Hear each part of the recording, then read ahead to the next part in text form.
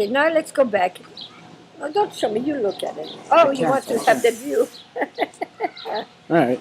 All right, now we have to go backwards a little bit. Okay, you go to edit that. Right.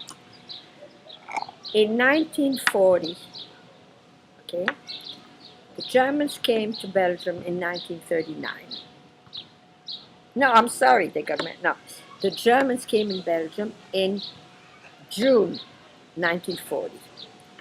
But before that, which was like in May, right, 1940, the people heard that the Germans were coming in because the Germans started, the first countries that they went in from the western side was, no, that's eastern.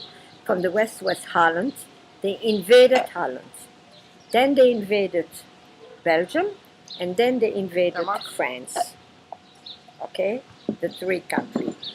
And then all this happened like in a few weeks. Just France, that's another story. But France, they only invaded half, and then a year later they invaded the other part. Right. Anyway, one part, and then they invaded the other part. So in May 1940, a lot of people from Belgium got scared because they knew that the Germans, but they had no idea that the Germans were going to come to France. The Belgian government, there was a king, and he let them come in. He didn't fight, nothing. And that king got in big trouble after the war. He had to give up his whole kingdom Because he let the Germans in?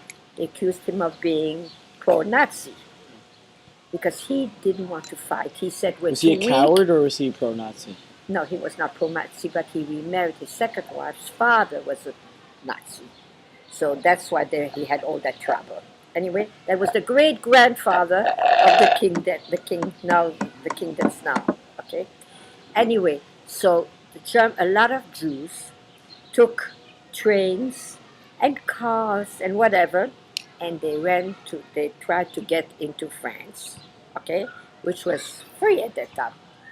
So Mama Why'd was they go to France pregnant if they were in her taking over? 8 months. Okay. Oh, now I have to stop for a minute. Stop for a minute.